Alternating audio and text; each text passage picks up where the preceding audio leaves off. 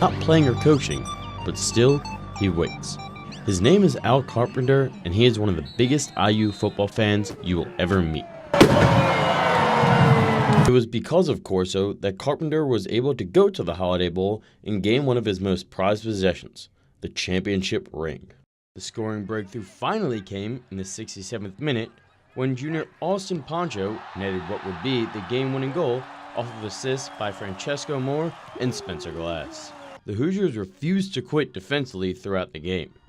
IU would allow the Fighting Irish only 8 total shots by the end of the 90 minutes. Participants got to shoot around with the team and learn the fundamentals of basketball, an afternoon that was rewarding for both the fans and the players alike. One participant, Billy Curtis, said his favorite part was just playing with his friends. The bigger story of tonight's game was the stellar play of IU's defense. With all the close ties that Big Al has with both coaches and players, past and present, there's one that he stays in touch with the most all these years later. A bulk of the aggressiveness came from junior forward Kim Royster, who had her coming out game, notching her second career double-double. Well, there were plenty of negatives to take away from this game. One of the positives was the play of freshman guard Jalen Penn in the second half. If the Hoosiers didn't have enough to be happy about this afternoon, they got a great bounce-back performance by senior forward Amanda Cahill, who notched another career double-double. Although everyone loves playing the game, the best part about it is that it means more than just scoring some points.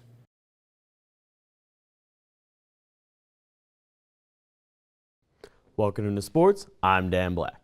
Well, the Colts had hoped that a win in Houston last week would be a turning point in their season, and it looked like it would be today when they faced the Steelers. The Hoosiers would be back home, though, inside Assembly Hall against the Howard Bison.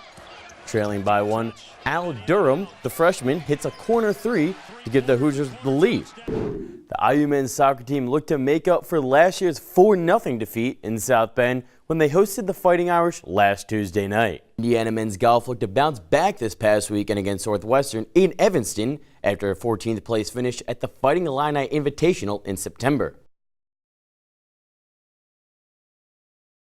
It is the second half of a home-and-home series between the Indiana Hoosiers and the Purdue Boilermakers. Good evening, I'm Dan Black. Alongside me is Brandon Riley. Kendall Bierman to serve now for the Hoosiers. We're right off the fingertips of Jenna Otek, and that's an ace for Indiana. And this is something that Boilermakers, great dig out, and right off the arms of Brooke Peters, point IU. And Azaria Stahl. Momentum, you take. Yeah, they need to get a side out right here. DeBrisic slammed down by Alabadowski, but now taken by Purdue. Brisic now to Meehan. Asdale. Slammed, but too much for Purdue on that one. 10-9. Yeah, just a mole shot, but she saw the block was late, and she used it to her advantage. Brisic now, just pushed over by Bierman. Slammed down the back into the net, and right now, tied back up. Indiana on a 4-0 run, and this game is back to tied. But get it over the block, because you're not hitting through it. There's not much you can do on that one. There's Brisic at the net, bounced right back by Moeller. Taken by Peters. Sheridan Atkinson right off of Nora Meehan. In the third, so Indiana better have theirs fixed too. Zaria Stahl now serving to Brisic. Alabadowski, oh, a beautiful, beautiful dive by Stahl. Catino now. Dumped over. There's Bierman. To Evans, slammed down right in the middle by Blake Moeller. Now that they're serving more aggressive, they're starting to get some momentum, get on a scoring run. They need to continue to serve aggressive. They need to get this crowd back into a beautiful dive there by Evans. Just pushed over. Brisic. Asdale. Returned by Stahl. Asdale again. And this time she gets it. 22-18. And the crowd is now on their feet, trying to will IU back into this one.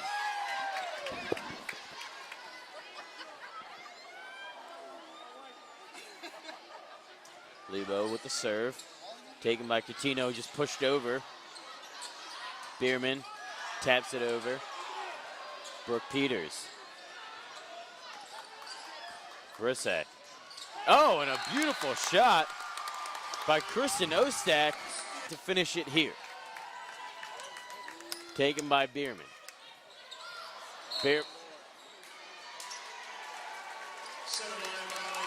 Line violation on IU, and just like that, the game is over. The match is over, and Purdue with the quick sweep of IU. It's the final non-conference matchup of the season for the Indiana Hoosiers tonight as they play host to the Louisville Cardinals here in Andy Moore Field. I'm Dan Black. Alongside me is Paul Centennial. Paul, strike three, high and outside, but got her swinging. A strong way to open up the top of the first for Tara Traynor. And it passed a little bit just before the dugout ends. 3-2. Low and outside for ball four, so that'll put a base runner on with one out here in the top of the second. 20 and a third. Flied out to left. And a great play for out number 2. Over there in left field by Funk. Climbs the fence to take away a foul ball. And 3-0. Outside for ball four. So runner on first and second, one out for Megan Hensley. 2-2 on the way. That's skied out to left.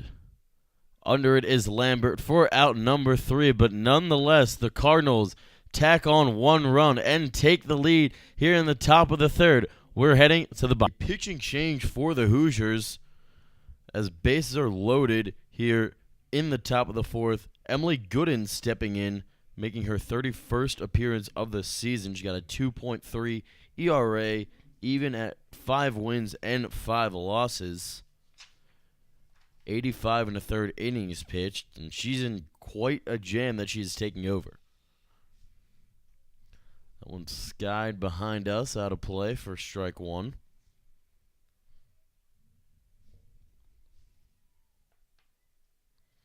Yeah, we see Lacefield coming up on anything, and they're going to go right to Westmoreland at home.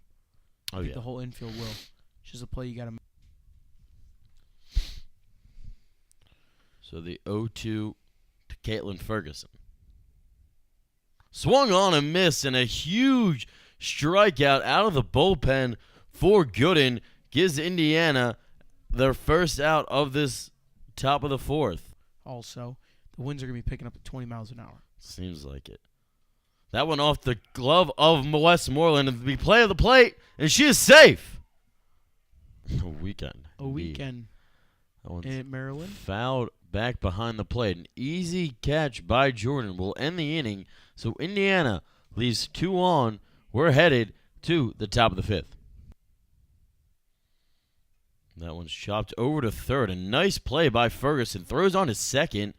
We get the lead runner, Uden, at second as Lambert will make it over to first for out number 1. Over in her IU clothes. That one's lined into center field, and there it is. The hit we have been waiting for all day. How about that? You called it. 223. Rebecca Blitz is now she is third and surpasses Monica Armendariz. Looking to bunt. Pulls back. Throw down to first. She got her! A great play by Bella Norton behind the plate. A perfect throw down to Taylor Uden. Gets Schindler leaning and out number 1 here in the swung on and hit out to left field. That'll be over the head of Lambert. That'll fall, and 2 runs will score, so it'll be a stand-up double for Bass. The 1-2 to Uden. Swung on, fouled into the Louisville bullpen, so we'll do it again. Staying alive is the senior. And just right now, it's 1-2, but you never know. Louisville does have a pitcher warming up right now in the bullpen. Mm-hmm. So if they need to go to her, I can't tell the number. If I can get that to you, we'll get that to you. But they got someone warming up.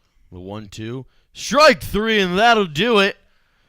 Louisville taking the big win over Indiana. Indiana fought back relentlessly in the bottom half of the 7th, scoring 4 runs, but it just was not enough as Louisville defeats Indiana 11-7 here at Andy Moore Field.